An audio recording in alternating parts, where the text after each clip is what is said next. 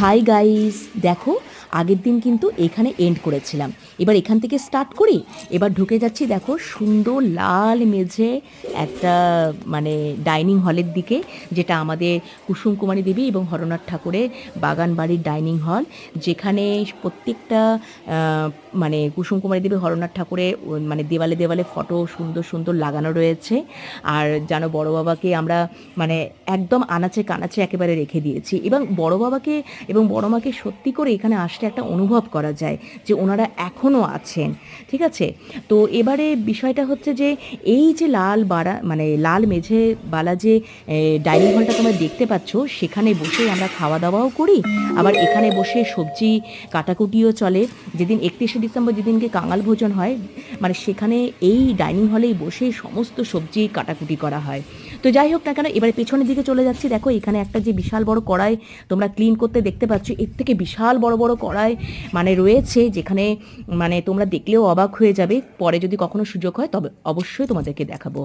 এবার চলে যাচ্ছি, দেখো ওই কড়াইগুলোতে আর কি রান্না ফান্না করা হয় আর কি। এবার দেখো চলে যাচ্ছি আমরা অনন্ত কুণ্ডের দিকে। সেই অনন্ত কুণ্ডের পিছনেও কিন্তু হরনাথ ঠাকুরের বিশাল বড় ইতিহাস আছে। তিনি নিজের হাতে এখানে প্রতিষ্ঠা করেছিলেন, এবং এই অনন্ত কুণ্ডে স্নান করলে নাকি কথিত আছে সমস্ত রোগমুক্ত হয়ে যায়। আর এখানে একটা দেখতেই পেলে শিবলিঙ্গ প্রতিষ্ঠা করা রয়েছে। এই স্নান করে উঠে শিবলিঙ্গকে জলর মানে ঢালা হয় আর কি। তো চতুর্দিকটা সবুজে গাছপালায় একেবারে ভরা, সুন্দর মনোরম একটা পরিবেশ।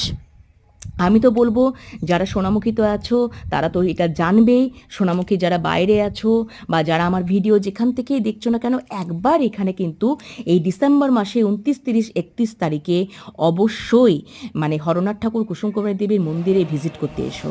আর দেখো এখানে মন্দিরের ভেতরে ঢুকে গেছি আমরা। এখানে রয়েছে আমাদের কুসুম কুমারী দেবীর মূর্তি রয়েছে, তারপরে হরনাথ ঠাকুরের মূর্তি রয়েছে। এটা পুরো চতুর্দিকটা আর কি, ভেতরটা আর কি। হ্যাঁ, একদম সুন্দর কালারফুল একদম। তাদেরকে কত সুন্দর মূর্তিগুলোকে কি সুন্দর সাজিয়ে রাখা হয়েছে দেখো। প্রত্যেক দিন নামগান হয়, প্রত্যেক দিন ভোগ চড়ানো হয়। ঠিক আছে, তো মানে কি বলবো, মানে খুবই সেবা, যেটা আর কি সেবা করা হয় সেরকমভাবে সেই বন্দোবস্ত এখানে আছে আর কি। আর এখানে দেখো আর একটা দেখাচ্ছি, এখানে হরনাথ ঠাকুর আর কুসুম কুমারী দেবী বিয়ের সাজসজ্জা রূপে একটা মূর্তি প্রতিষ্ঠা করা রয়েছে, খুবই সুন্দর। আর সত্যি করে বলতে মানে মনে একদম শান্তি এসে যায় এই রকম জায়গায় গেলে। তো তোমরা অবশ্যই একবার ভিজিট করতে এসো। ঠিক আছে, আজকে এই পর্যন্ত। আগামীকাল আবারও একটা নতুন শর্টস নিয়ে আসছি। আজকের মতন গুড নাইট, সবাই ভালো থাকবে।